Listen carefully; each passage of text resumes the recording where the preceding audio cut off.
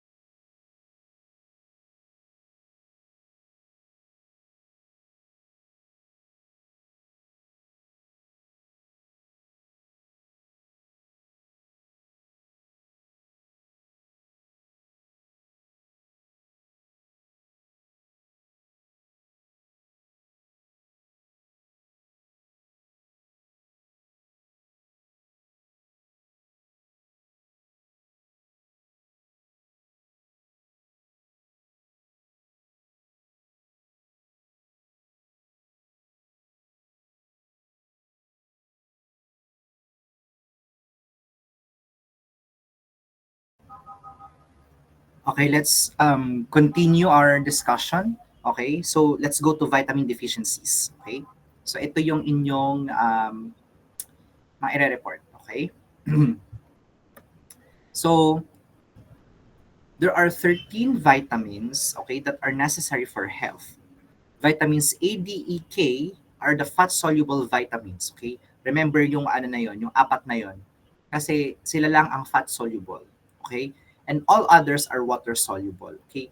So, importante, okay, na alam natin kung bakit sila fat-soluble at bakit sila water-soluble, okay? So, generally, kapag siya ay fat-soluble, then it has the ability to be stored in the body. Okay?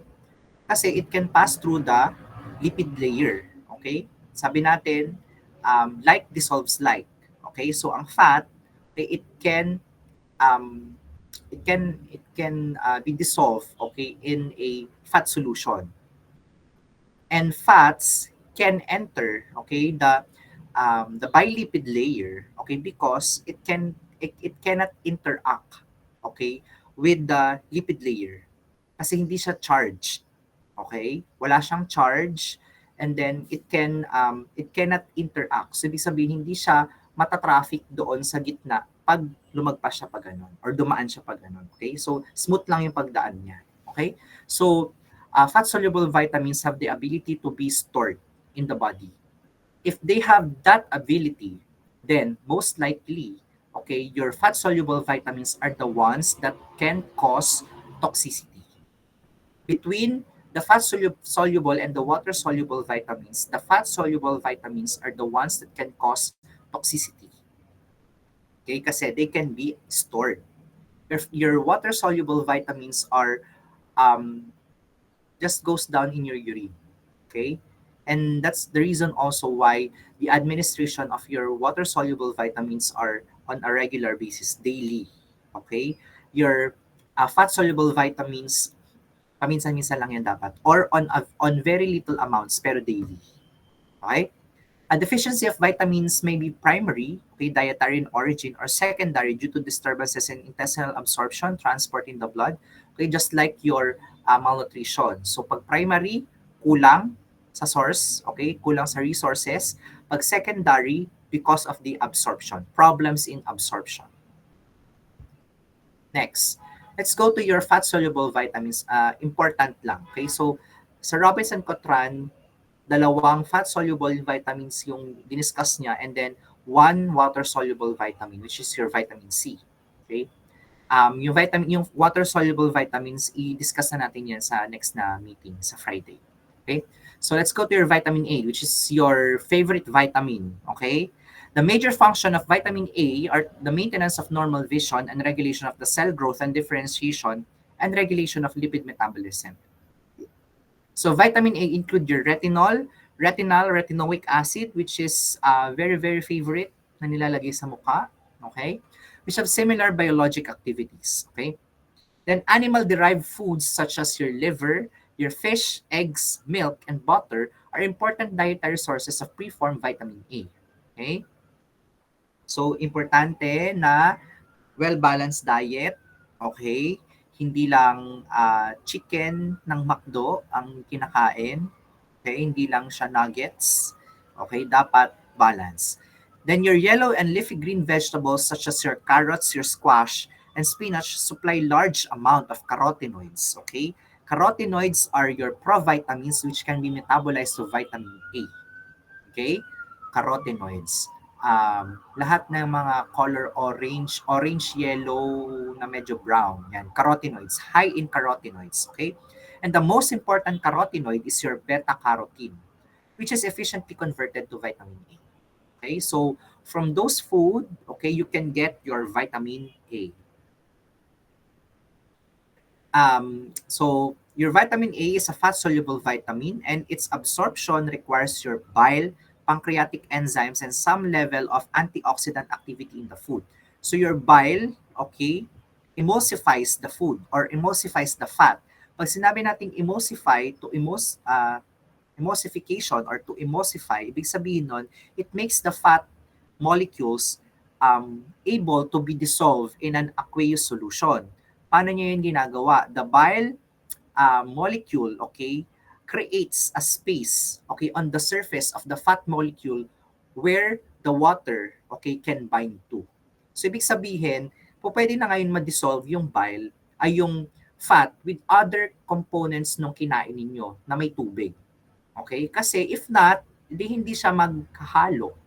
For example, in your mayonnaise is composed of egg whites. May fats doon. Okay? In order for those to mix up, nilalagyan nila ng emulsifier. Okay? Yung inyong mayonnaise. Para mag-dissolve yung mga components niya. And maging homogeneous yung mixture. Okay? Retinol and beta-carotene are absorbed in the intestine where beta-carotene is also converted to retinol. Okay? And retinol is then transported in the chylomicrons, going to the liver for storage. They are stored in the perisinusoidal cells of ito cells sa inyong liver. That's the storage of your vitamin A. Ano yung chylomicrons? They are lipoproteins, okay? That carry, tawag dito, fats, okay? Fatty acids or other components of your diet, okay? From the body going to your liver and from the liver going to the body. Okay? So para silang mga taxi sa loob ng katawan ninyo. Now, tawag dito, your vitamin A, okay, can be stored. That's why sabi ko sa inyo, yung inyong fat-soluble vitamins have the tendency to be toxic kasi nai-store sila. Okay? They are stored, okay, in your liver, okay, specifically in the cells of ito. And in healthy person who consume an adequate diet, these reserves are enough to last for 6 months. 6 months. Okay? Once taken up, the peripheral tissues, retinol is oxidized to retinoic acid, which is important on epithelial differentiation and growth. You will see later on ano yung effect niyan kapag nagkaroon kayo ng vitamin A deficiency. Okay, so this is a diagram, okay, illustrating the sources, okay, of your vitamin A from the preformed vitamin A in your meat, in your vegetables. Then they will be absorbed, okay, in your intestines, okay, via your chylomicrons. Okay? So in your intestines, meron tayong mga transport molecules dyan. They are your lipoproteins and your chylomicron is the biggest lipoprotein. Okay? So pupunta yan sa inyong lacteals. Okay? Yung lacteals ninyo are a specialized transport system sa inyong intestines where your fats, okay, where the fats or the fatty acids are transported and circulated papunta sa liver. Okay, for storage or for utilization. Then, pupunta siya sa liver and then i-convert yung retinol into retinoic acid. Okay? Ayan, retinol into retinoic acid, yung usable form ng inyong vitamin A. Retinol is just the transportation form or yung transport form ng inyong vitamin A, and then the usable form or the active form of your vitamin A is the retinoic acid. Next, function. Okay? Maintenance of normal vision. Alam kong alam nyo na tong physiology ng vision. Okay?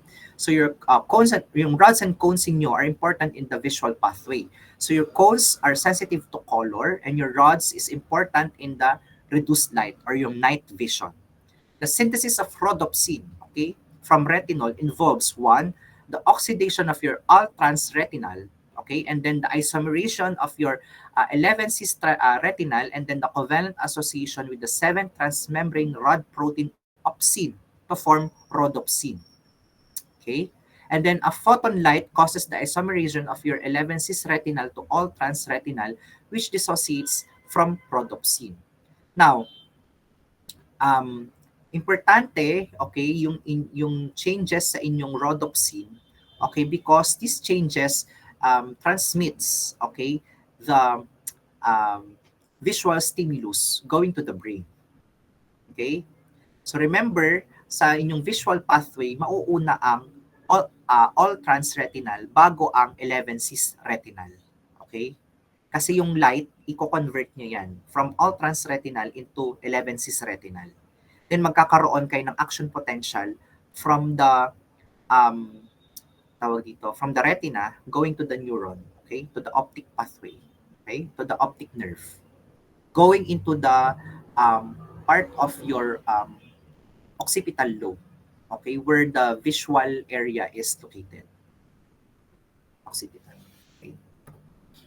Now, in its function with cell growth and differentiation, okay, activation of your retinoic acid receptors, your RARs, okay, by their ligand causes the release of co-repressors and the obligatory formation of the heterodimers with another retinoid receptor, your RXR, okay, retinoid receptor, okay. So your RAR will bind to the retinoid receptor, okay.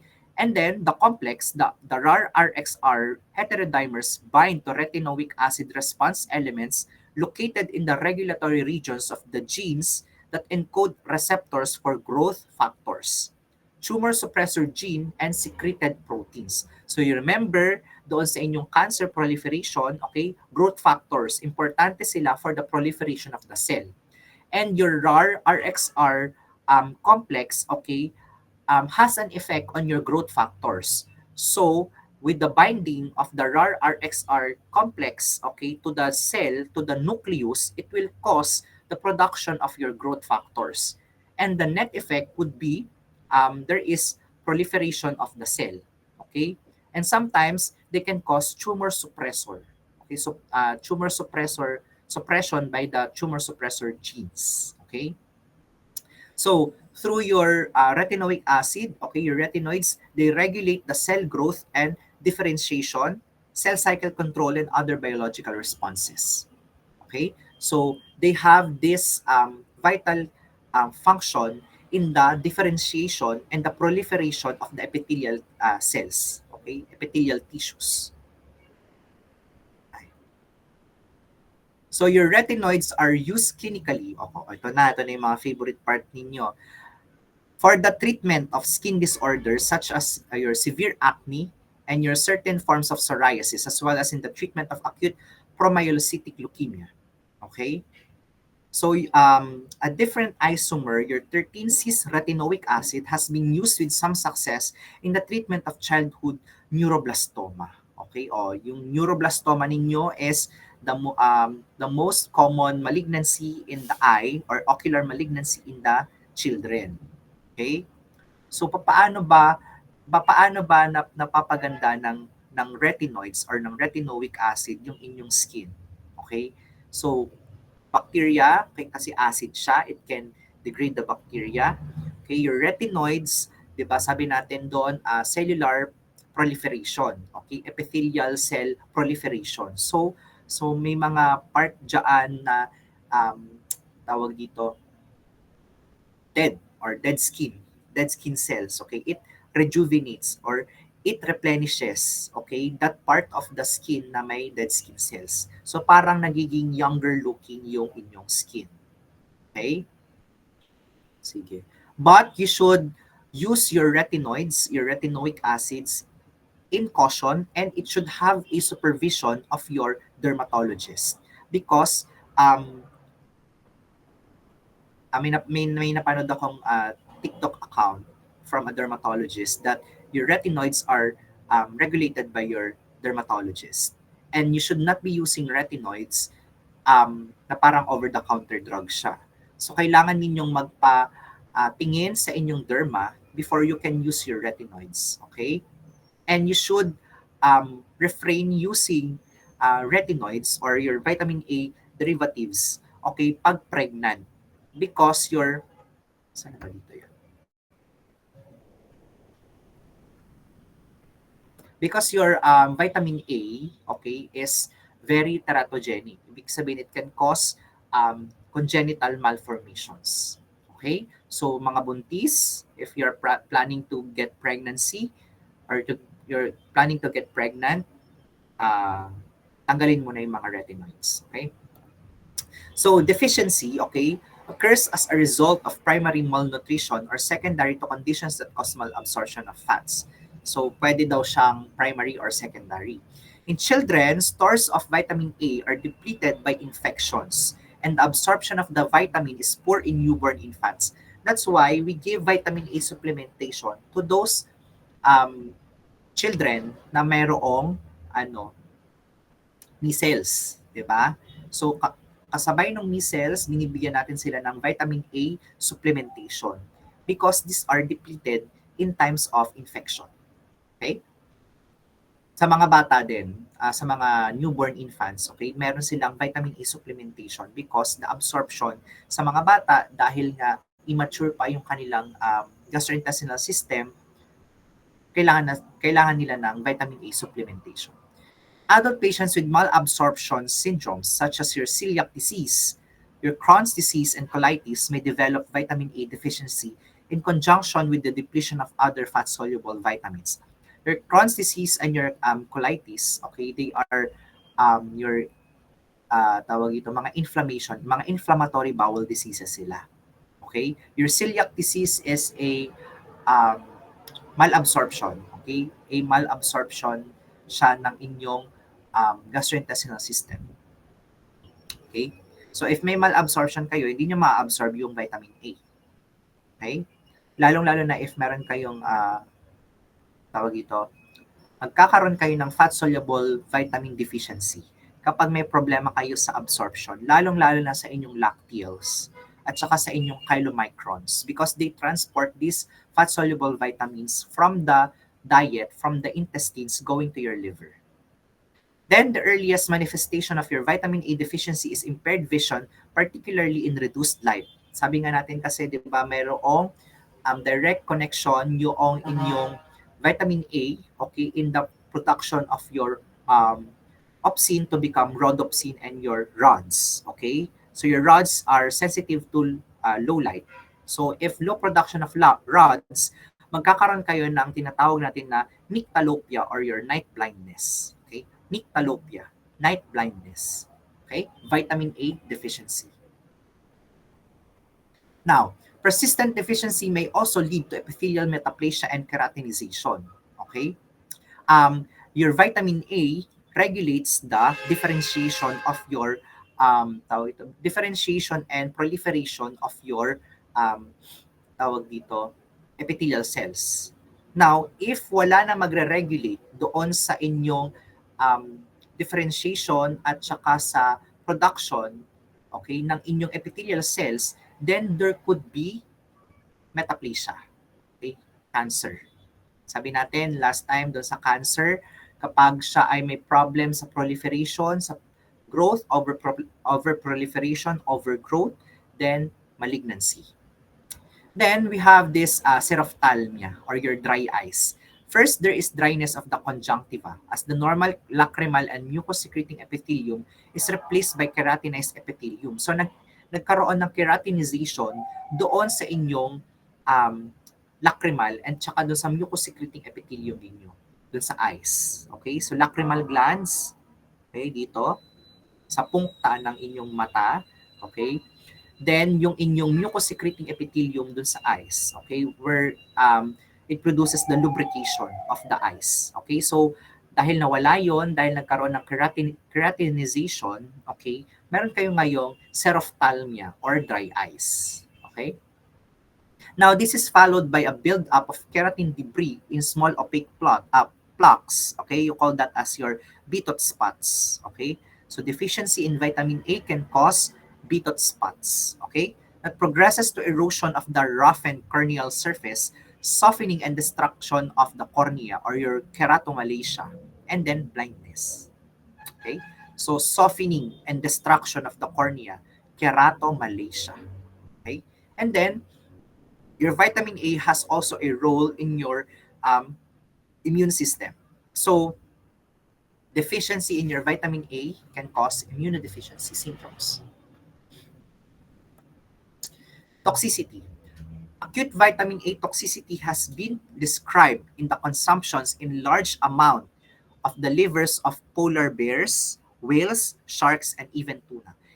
Medyo tawag dito, rare ang vitamin A toxicity. Okay? nagkakaroon lang ng toxicity if there is a previous history of ingestion of in large amount of livers of your polar bears, whales, sharks, and tuna. Kasi saan nga natin nai-store ang vitamin A? Sa liver, specifically in the cells of ito. Okay. Now, symptoms include ng ating vitamin A toxicity, headache, dizziness, vomiting, stupor, blurred vision, symptoms that may confuse with those of a brain tumor or yung tinatawag natin na pseudotumor cerebri. Okay? So, yung inyong vitamin A toxicity can mimic um, a, a pathology. Okay? Mukha daw siyang brain tumor okay, pag nag-present siya in symptoms. And we call that as pseudotumor cerebri. And the use of your retinoids in pregnancy, kakasabi ko lang kanina, should be avoided because of the well-established teratogenic effect of your vitamin A. Pag sinabi natin siyang teratogenic, ibig sabihin, it can cause congenital defects. Okay? Teratogen. Saglit lang Inom lang ako tubig.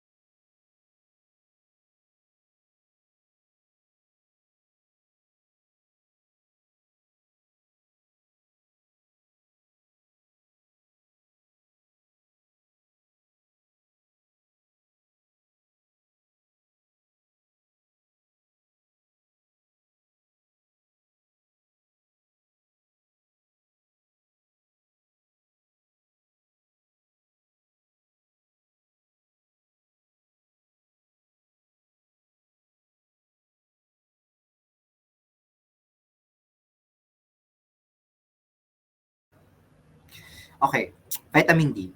The major function of your vitamin D is the maintenance of adequate plasma levels of calcium, okay, and phosphorus to support metabolic functions, bone mineralization, and neuromuscular transmission. So your vitamin D is highly correlated or kadikit ng inyong vitamin D ang inyong calcium. Okay? So why we give vitamin D supplementations para tumaas yung calcium absorption sa katawan if ever meron kayong calcium deficiency states or may problema kayo sa buto. Okay? So vitamin D ang binibigay. Okay? Pero pag nagbigay ng vitamin D, kailangan syempre i-supplement ng vitamins ng calcium sa diet or orally. Okay? Hindi ka magbibigay ng vitamin D tapos yun na yon. Okay? Kailangan ninyo ng samahan ng calcium supplementation. Okay? So your vitamin D is also a fast-soluble vitamin that is required in the prevention of bone diseases known as your rickets. Okay? Kapag siya ay calcium deficiency or vitamin deficiency in your children or your childhood, ang tawag sa kanya ay rickets. Sa adults, ang tawag sa kanya ay osteomalacia. Okay? So vitamin D can be acquired through exposure to sunlight. And supplementation should only be considered to those who have altered physiologic state or those who are bedbound and can't go outside. Okay, ang vitamin D ninyo ay libre from the sunlight.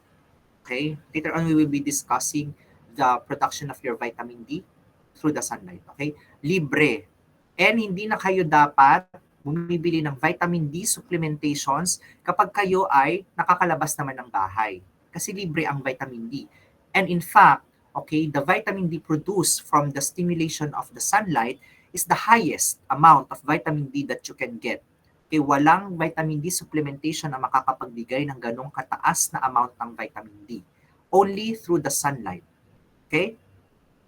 Anong altered physiologic state? For example, buntis. Ang mga buntis, binibigyan natin sila ng vitamin D and calcium supplementation because they need it. Kasi dalawa na silang gumagamit ng katawan.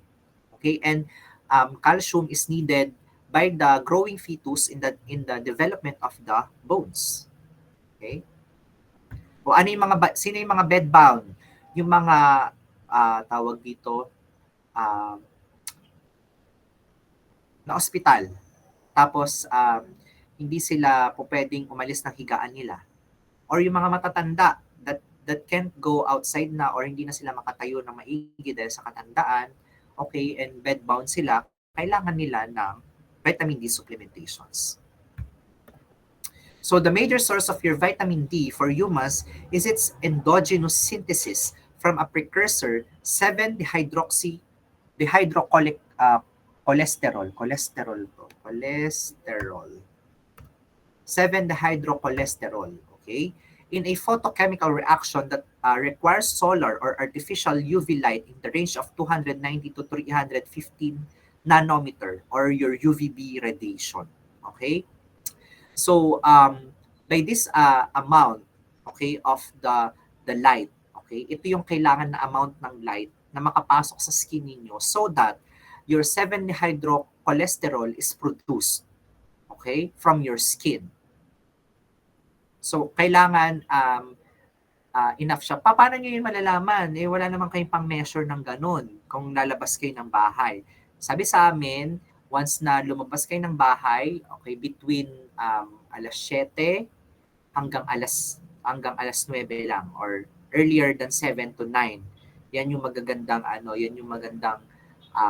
time para lumabas kasi hindi pa masyadong matapang yung UV rays. Pero 10 hanggang alas 3 or alas 4 ng hapon, do not huwag kayo magbibilad sa labas kasi matapang yung UV rays. Okay? It can cause skin cancer. Now, paano nyo malalaman na okay na meet nyo yung requirement na yon? Sabi sa amin, kapag lumabas ka daw ng bahay at tapos na arawan ka at yung balat mo ay nag-reddish, okay, namumula-mula na siya, okay na daw yon. Okay? You get the maximal amount of vitamin D that you need. Okay? And this reaction results in the synthesis of your cholecalciferol or your 1,25-dihydroxycholecalciferol, which is your active vitamin D or known as your vitamin D3. Okay? Calcitriol, yung tawag sa kanya, calcitriol. Okay? Active form of your vitamin D. Under usual conditions of sun exposure, about 90% of the required vitamin D is synthesized in the skin, and the remainder of it is supplied in the diet, where you can find vitamin D in your deep sea fish, your plants, your grains, okay? So actually, kahit hindi naman na-supplied by the diet, sunlight exposure alone can give you enough vitamin D for you to use, okay? Lalong-lalo na kung wala naman kayong altered physiologic state, okay? Na hindi nangangailangan ng vitamin D so that the calcium will be absorbed more in the body. So in plants, okay, vitamin D exists as its precursor form, your ergosterol, okay, which is converted to vitamin D in the body. Okay? So sa inyong vitamin A, ang plants, carotenoids, di ba? Beta-carotene, ang kanyang precursor. Sa inyong vitamin D, ergosterol, okay, in plants, okay, is the precursor form of your vitamin D. So, how is your vitamin D metabolized and how it is converted from its inactive form to its active form? So first, there is a photochemical synthesis of vitamin D, okay, by the reaction of the light from the sunlight, okay, to form your 7-dehydrocholesterol, okay, in the skin, and then absorption of vitamin D from the foods. So dalawang sources niya, from the production of your skin via your UV radiation, and then from the diet, okay? And then this 7-dehydrocholesterol will bind, okay, sa alpha-1 globulin. Okay, this is your D-binding protein that will transport it into the liver. So kailangan niya muna ng taxi or ng sasakyan, okay, para makapunta siya sa liver. Kasi hindi siya matatransport. Just like your vitamin A, it is transported going to the liver via your chylomicrons. Your vitamin D is transported into your liver via your D-binding protein or your alpha-1 globulin. Okay? Then from the liver, okay, it will be transformed into 25-hydroxycholecalciferol, okay, through the action of your 25-hydroxylase enzyme. Hydroxylase enzyme siya kasi idadagdagan niya ng OH group sa 25th carbon position doon sa inyong vitamin D. Your vitamin D is comes from your cholesterol. So yung structure ng vitamin D ninyo is parang similar siya sa structure ng cholesterol. And marami siyang rings. Okay, it is composed of many carbon atoms. On the 25th position of the carbon, okay, dinagdagan ni 25-hydroxylase enzyme ng OH group. Okay? Then, dadalhin ngayon si 25-hydroxycholecalciferol sa inyong kidney para dagdagan ng another hydroxyl group, another OH group, okay, in the alpha 1 position naman. That's why it will become 125-dihydroxycholecalciferol, okay? It will be added by your 1-alpha hydroxylase enzyme in the kidney. And your 125-dihydroxycholecalciferol is the most active form of your vitamin D. It is also called as your calcitriol, D3, or your 125-dihydroxyvitamin D. Okay? So yun ang mga pangalan ng inyong mga active form ng vitamin D. Kailangan siyang active form kasi it cannot produce its physiologic effect kung hindi siya nasa active form. Okay, what are those physiologic effects? So, the production, furthermore, okay, the production of your 125-hydroxycholecalciferol in the kidney is regulated by three main mechanisms. So, dumadami daw ang synthesis ng inyong 125-hydroxycholecalciferol in times where there is hypocalcemia, okay, hypophosphatemia, okay, and then through negative feedback mechanism. Okay, so pag marami kayong na-produce na 125-dihydroxycholecalciferol, sorry, this is dihydroxycholecalciferol. Di kasi siya dahil dalawa na, 1 at saka 25 position. Okay? So, negative feedback. So, pag marami na siyang 125-dihydroxycholecalciferol na na-produce, mag-feedback siya and then babawasan yung production. Next, function. Ano yung function ng inyong vitamin D? Okay? So like your vitamin A, your vitamin D, okay, acts, okay, by binding to a high affinity nuclear receptor which associates with RXR. So remember kanina yung RXR together with your RAR, okay, will bind into the nucleus to cause the production of your growth factor, which will cause now the proliferation of your epithelial cells. Okay? Now, in the small intestine, okay, bones and kidneys, signals transduced via these receptors, okay, via your RXR, okay, regulate plasma levels of calcium and phosphorus. So they will increase the absorption of your calcium, okay, in your intestines, bones, and kidneys kapag meron kayo noong vitamin D coupled with your RXR. So your vitamin D will associate with your RXR, okay, so that your calcium, okay, so that there is an increased absorption of calcium in your small intestines, bones, and kidneys. So what will be the net effect? Kapag increased absorption, okay, of your calcium in the small intestine, edi dadami ang calcium sa blood. Kapag increased absorption of your calcium in the bones, bababa naman ang calcium sa blood. Okay, kasi i-store siya sa bone. Sa kidneys, kapag increased reabsorption sa kidneys, edi bababa ang calcium kasi i-excrete mo siya sa urine. Okay? And your vitamin D has also immunomodulatory and anti-proliferative effect. Okay? So katulad ng inyong vitamin A, meron din siyang function sa inyong immune system. Next. Okay. Ito yung medyo mabigat kasi homeostasis siya, so medyo may fission na kasama. Okay? So, stimulation of your intestinal calcium absorption, okay, your vitamin D receptor and RXR causes the activation of your TRPV6, which encodes a critical calcium transport channel. So, the more na meron kayong vitamin D, the more there is a production of your TRPV6, which causes now the increase in the production of calcium channel transport in your intestine. So there would be more calcium, okay, that will be absorbed by your intestine. Then stimulation of calcium reabsorption in the kidneys, okay. So there is also the action of your vitamin D. which will increase the calcium influx in the distal tubules of the kidney by the increased expression of your TRPV5. Okay? So ito naman, ito ay mga genes that will encode, okay, for the channels, for the calcium channels. So in your intestine, it's your TRPV6, which will cause increased reabsorption of calcium in your intestine. Sa inyong kidneys, in your distal tubules, okay, there will now be increased production of your calcium channels via the expression of your TRVP5. Okay?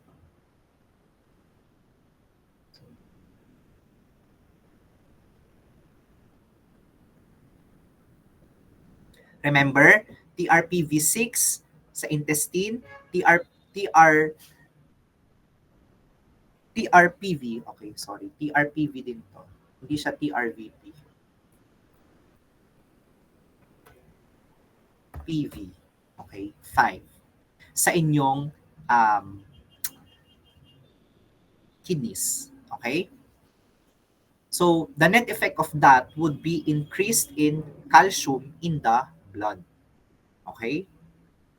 Now, paano naman ngayon nag-interact ang inyong vitamin D with your PTH? Okay?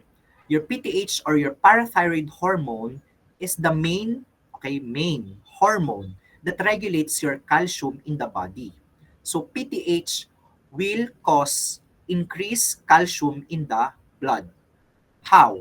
It will cause, okay, binabagalan ko na para medyo maintindihan ninyo. It will cause, okay, the resorption of your calcium in the bones. Remember, saan ba nai-store ang inyong calcium sa katawan? It's in the bones. Now, when you need calcium, kasi nga mababa yung calcium sa blood, you have to destroy parts of the bone so that your calcium will be liberated. Okay? Para dumami siya ulit sa blood. Now, anong ginagawa niyan ngayon ng inyong vitamin D? Both your PTH and your vitamin D enhance the expression of your RANKL or the receptor activator of your necrosis factor kappa beta ligand. Okay? So your RANKL binds to its receptor RANK. Okay? So your RANKL is a ligand, para siyang hormone. Magbabind siya sa receptor na RANK, okay, located in the pre-osteoclast. Okay? So pag nag-bind siya doon, anong mangyayari? Yung inyong osteoclast, okay, ay magmamature, magdi-differentiate siya. Okay? Saan makikita ang inyong tawag ito, pre-osteoclast? Makikita siya sa inyong osteoblast. Okay? Osteoblast are the bone-forming cells. Okay? But your osteoblast also produces your osteoclast. Okay? Magdi-differentiate sila. Pwede sila mag-differentiate into osteoclast. And paano sila magdi-differentiate? Via the action of your PTH and your vitamin D. Okay? Which will cause the binding of your RANKL to your RANK. Okay? At kapag nag-bind sila, there would be differentiation and maturation of your osteoclast. And what your osteoclast do is that it will destroy the bone because your osteoclast is your bone destroying cells. It will destroy the bone. At kapag na-destroy yung inyong bone, okay, maliliberate ang inyong calcium. Hence, an increase in osteoclastic activity causes bone resorption. Bone resorption will cause increased calcium in the blood. Okay? Nagets yon? Thumbs up nga pag nagets. Andyan pa ba kayo? Blue. Thumbs up pag nagets. Okay. Sige. You can read this on your Robinson Cotran. Pero dito, sinasummarize natin, pinapaintindi natin ng maigi. Okay? So vitamin D and your PTH will cause the binding of your RANKL or your RANK ligand to its receptor RANK, which is located in your osteoclast, which will cause the differentiation and maturation of your osteoclast so that it can resorb the bone. Okay? Pag na-resorb yung bone, there would be liberation of your calcium from the bone. Okay? Now, hindi lang siya sa bone resorption, pwede rin siya sa bone mineralization. Pag sinabi nating bone mineralization, ibabalik mo naman ngayon yung calcium sa bone. And the major hormone that initiates that, okay, reabsorption of calcium into the bone is your calcitonin, which is secreted by your thyroid gland. Okay? Kung yung inyong parathyroid hormone is secreted by your parathyroid gland, your calcitonin is secreted by the follicular cells of your thyroid glands. Okay? So calcitonin will cause the reabsorption of your calcium in your bones. Okay, together with your vitamin D, okay, it contributes into the mineralization of the osteoid matrix and epiphyseal cartilage in both flat and long bones. Okay, and it stimulates osteoblast naman ngayon. So kung kanina osteoclast, okay, so that the bone will be resorbed, dito naman osteoblast, so that it will synthesize, okay, new bone. And so that your calcium will be reabsorbed into the bone. It will be mineralized into the bone. Okay? So it stimulates osteoblasts to synthesize the calcium-binding protein osteocalcin, which is involved in the deposition of calcium during bone development. Okay? So importante ang inyong vitamin D sa bone development. Kaya binibigay siya in conjunction with your calcium sa mga buntis. Kasi kailangan nila yung bone. Okay? Nag-aano sila bone forming. Okay? Nagde-develop pa lang yung bone ng mga bata. Okay, last slide. Okay, last slide before we take our 30 minutes break. Then we will proceed with the post-lab discussion na 1 hour lang naman din. Okay? Deficiency and toxicity. Vitamin D deficiency leads to poor bone development or weak bone mineralization. So sabi nga natin kanina, rickets at saka yung inyong osteomalacia. Rickets, vitamin D, osteomalacia, adults. Okay? Those that live in temperate countries, okay, yung mga bibihirang nasisinaga ng araw, yung extremes ng ating poles, okay, north and south, may have vitamin deficiency states due to poor sunlight. Hence, the supplementation of vitamin D is required. Okay, sa kanila, required. Sa atin na nasa, tawag dito, tropical, okay, countries, hindi na required ang vitamin D. Okay? Kaya pag binentahan kayo, bilhin mo naman tong vitamin D supplement ko. Wag. Okay? Sayang sa pera. Kasi your vitamin D is free. Okay? Sa sunlight. Prolonged sun exposure, on the other hand, does not produce vitamin D toxicity. Okay? But mega doses of oral supplementation will. Okay? So in children, hypervitaminosis D can lead to metastatic calcifications of soft tissues such as the kidney. So magkakaroon kayo ng calcification, magkakaroon kayo ng deposition of calcium into your soft tissues. And in your adults, it causes bone pain and hypercalcemia. So, yung slide A, yung picture A ninyo, okay, is the normal, okay, ossification. Okay, pag sinabi natin ossification, it's the formation of your solid bone from your cartilage. Okay, so it is a form of endochondral, tinatawag natin na ossification. Okay? Now, so from the cartilage, so makikita nyo sa taas, no? From the cartilage, magsuswell yung inyong cells and eventually mag-a-add yan ng calcium, okay? And then magiging mamimineralized sila, okay? Madadagdagan siya ng phosphate crystals, okay? To form your calcium hydroxyapatite crystals, okay? Para maging solid bone siya dito. But in your rickets, hindi nangyayari yon kasi nga deficient kayo sa calcium at deficient kayo sa vitamin D, which causes the efficient calcium absorption. So nakikita nyo dito, hindi nagkakaroon ng solid development of the bone. Kaya prone siya sa fractures, okay, and masyadong weak yung bones. So nagha-hypertrophy siya dito sa taas, pero hindi siya nagmi-mineralize. Hindi siya tumitigas dito sa babang portion. Okay? Unlike dito na from the cartilage, nakikita ninyo, nag-hypertrophy siya yung cells and then nadadagdagan siya ng calcium. Okay, until such time na maging solid bone siya. Dito hindi. Hindi siya naging solid bone. Okay?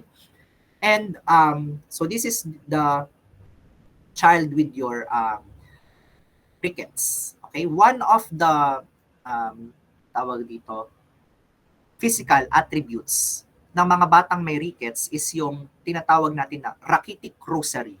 Rachitic rosary, o tingnan niyo dun sa inyong Robinson Cotran, nandiyan dyan ang rachitic rosary. Pag sinabi natin rachitic rosary, mukha daw siyang beads ng rosary, okay, dun sa kanilang chest. Okay, sige, papakita natin para hindi nyo naman sinasabihin na ano, gawa-gawa ko lang. Okay? Saan ba yan? Wait lang.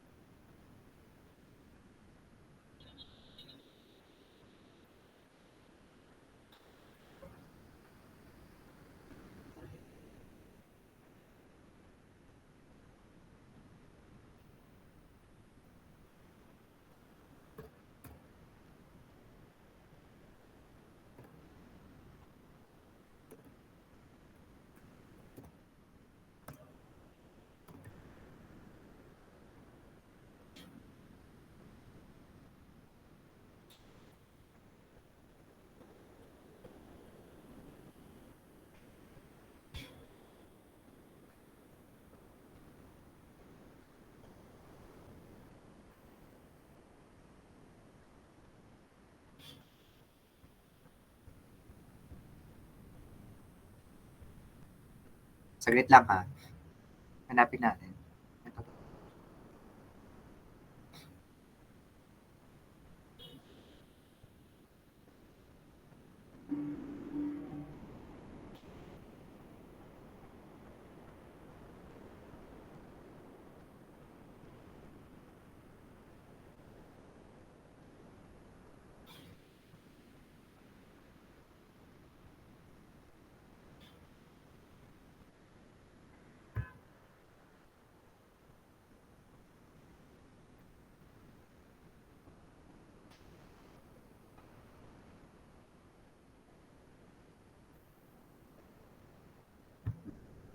Ay, pakita.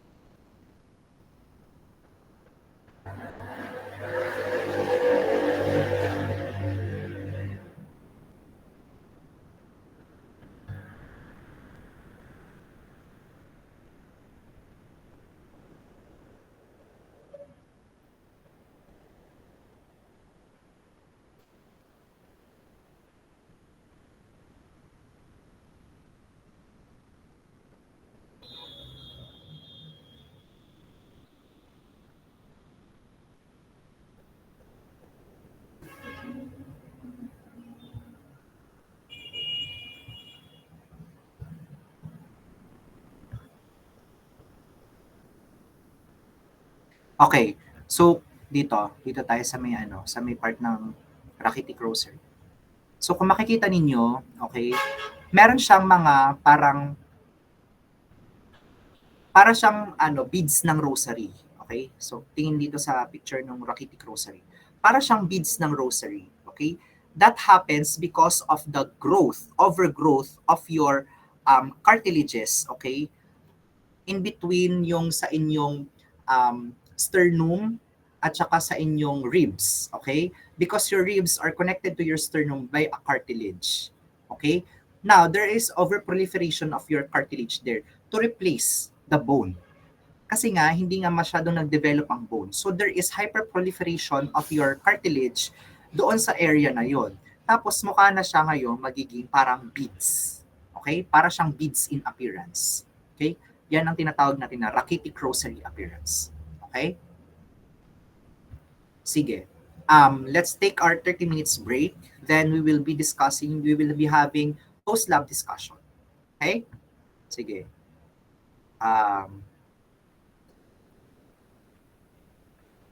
Take your break.